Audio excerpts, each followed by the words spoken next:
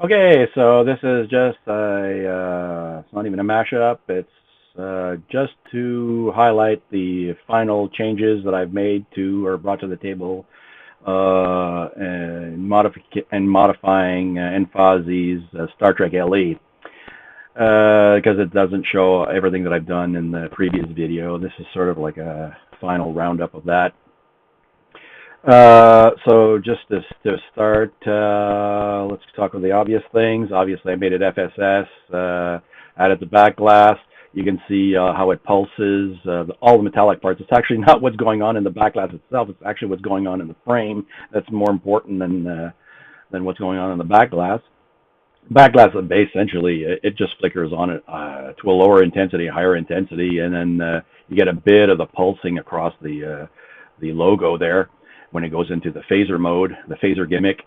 And but you can see how it highlights when the red phasers fire off. You get these red glows here. The yellow, when the yellow fires off, the yellow flasher fires off. It also highlights the bit of the surface here. And in general, the entire frame also flickers. Well, flickers some more. It increases intensity, decreases intensity, so on and so forth. Also, I brought a whole bunch of changes to some of the models inside the table. So basically, the two ships and the two asteroids. I've increased the intensity of the light on the Vengeance ship. I've increased the light intensity, the blue and light intensity. And I did merge, like I said, I was talking about that, merging the two high dynamic range maps. And I did that, and actually it worked out very, very well. So the table in general is more lit, and also you can see details in this ship that you couldn't, but it still doesn't look so plasticky. It still gives me that white and less plastic looking. But you can still see the little grid work on top of the main part of the ship there. But the blue basically is more intense because the engines. That's weird. The engines have lights in them, and they act more like flashlights. And I could have probably extended this blue a little further, fade it. But anyway, that's good enough. I added lighting to the asteroids, and from some videos that I saw of people who purchased this table, a lot of people complaining actually about this table. A lot of negativity towards Stern lately, I find. Anyway, I guess they are going to go through some moments, as every company does. But I added some white light just to highlight more the shape of the rock. So basically, there's a colored light here, and from the videos I saw, like I was saying, I saw that there was another one here. But I think it's actually originating from this ship. Like they have this flasher lamp that goes up, it just throughout the entire gameplay and so on and so forth, it just flashes on and off, bang, bang, bang, bang. Actually seems a little excessive there. Maybe it's okay on the table, but I think I think it would be a new visual nuisance, to have a flasher going off all the time, constantly. So I'm glad Enfazi didn't include that. I don't know if it's included in the default table, when you purchase one. Maybe it's like a mod or something. I don't know, but I've seen that, and it's like quite annoying. I've modified the two GI textures here. One, the playfield texture, which makes this white light more intense. It's essentially more intense. It's more intense at the peaks and blends out a little more so that I could increase its intensity and have it give off this nice white light there. And it's really great when the ball comes through with the shadow. It really has a nice effect. What else did I bring in? Yes, and I also modified the GI for the plastics. He has the GI for the plastics, and I, again, did essentially the same thing as I did for the playfield. I intensified the peaks and de-intensified the edges, and blurred it a little more, and so on and so forth. I also changed quite a bit to the cabinet. I actually changed the model to the cabinet, changed the texture to the cabinet, and brought in a little more grain into the cabinet lighting textures, and also added the color swapping.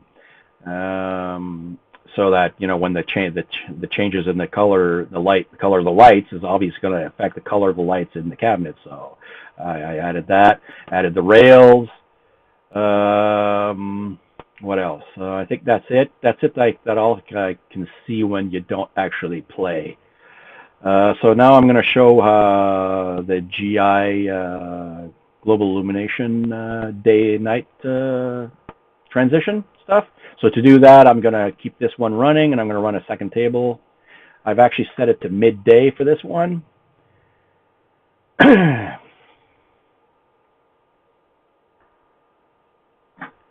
So there you go. And normally, hold on a second, I'll redo that. I have to turn off the background texture because it diminishes the effect. Okay, all right, so now we'll play that. Because it just diminishes the effect of, it visually makes it difficult to actually see the difference between the two because there's less contrast, whereas this is, because of the black, it has the high contrast. Here it diminishes the contrast when you have that texture showing up, and so it's hard to see between the two. So as you can see, yes, there's quite a bit of light added, and that's at midpoint on that slider. Especially when you're in this phaser gizmo, when it fires off, it's really, really obvious. I'll put it here. Okay, we just have to wait a second. And do it. I had to be at the end of the sequence there. Okay, so let's see. You can see that? Oh, actually here, there.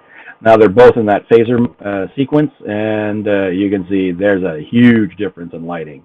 Yeah, it has an incredible effect, and everything is more defined when it's lit, and you see detail that you would not necessarily see. And see here the punch it button.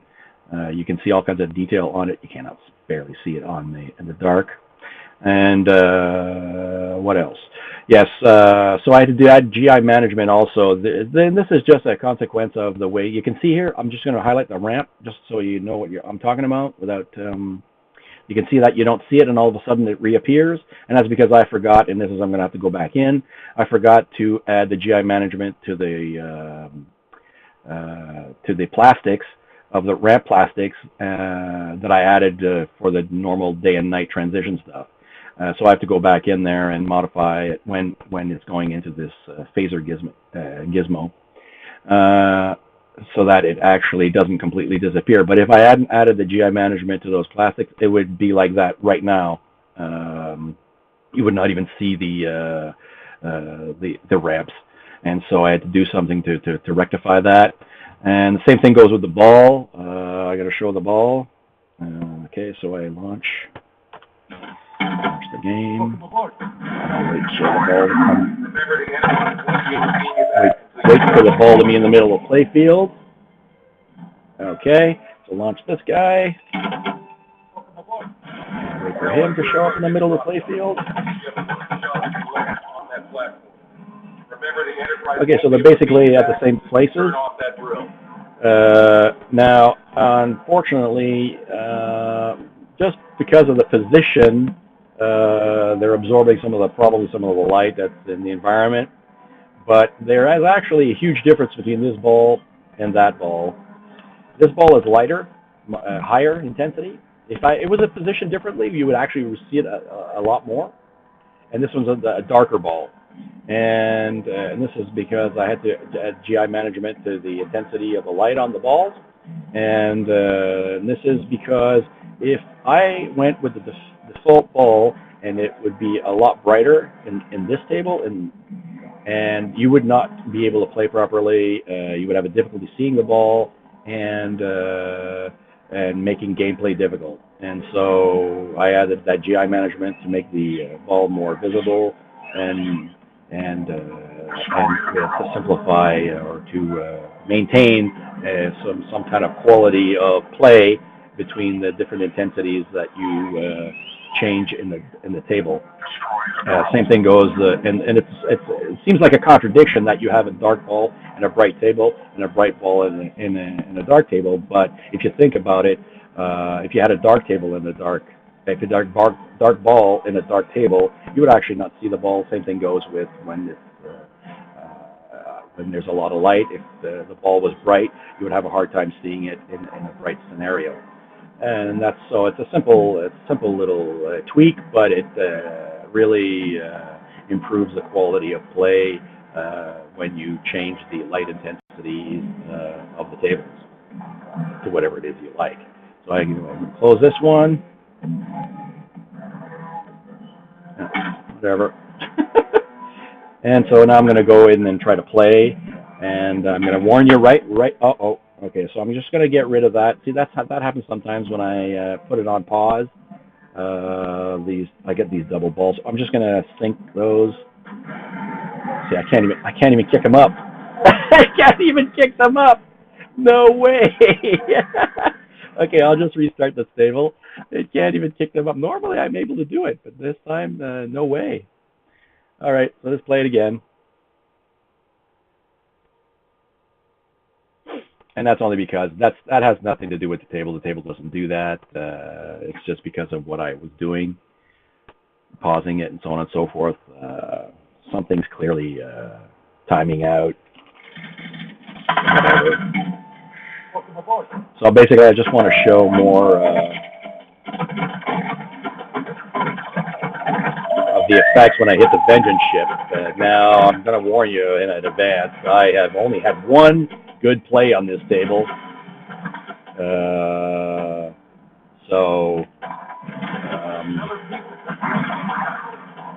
And only once did I ever get that, I think it's the black hole lighting effect, which is very neat. I also emphasize that more. It's a lot brighter.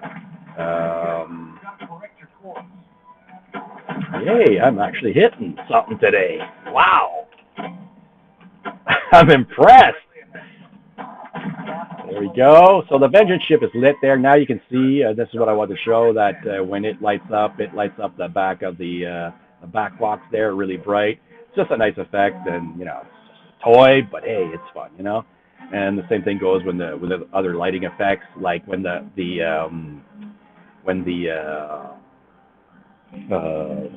black hole effect comes into play. It actually you see it a little bit just on the lower part here of the you see the lights on the lower part of the back box. It's just fun, just having fun. But got to give it to Fozzie, man. He really did a great job on this table. I love it when the ball passes here with the changes I brought. The shadow on the ball, it really looks neat.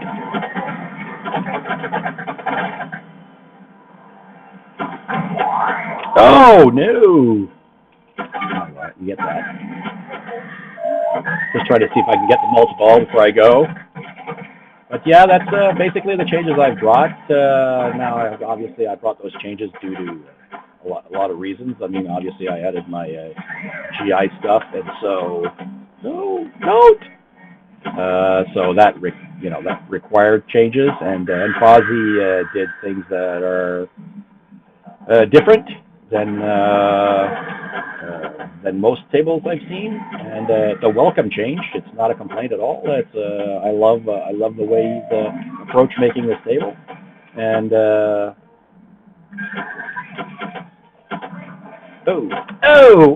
come on, not already. Okay, all right, at least that. Hit the ship, man, hit the ship. Oh, I lost the ball. Yes, at least one. Before it turns off. At least I got it once. All right, so yeah, basically that's it. Oh, I love that sound. Yeah, that's one of the. This is not the first time I tried to make this video, and I got to say that just to finish off, I'm even though there's a lot of complaints about Stern right now, especially people who bought actually this table. I like their whole IP line, because they can have all kinds of great sounding tables that you wouldn't have in the past unless they really tried hard. But I think maybe the guys who architected these tables in the past just never really thought about it. I don't know. Maybe it's just something I'm not aware of that caused that limitation. But yeah, they can have just great sounding tables now that we didn't have in the past, and I really love that. And they didn't have to make it, right? It's all part and parcel of the movie, and whoever made that particular movie, or if it's a band, well, the band has great music and so on and so forth. So like, yeah, I really like this whole IP line of tables that Stern has started up.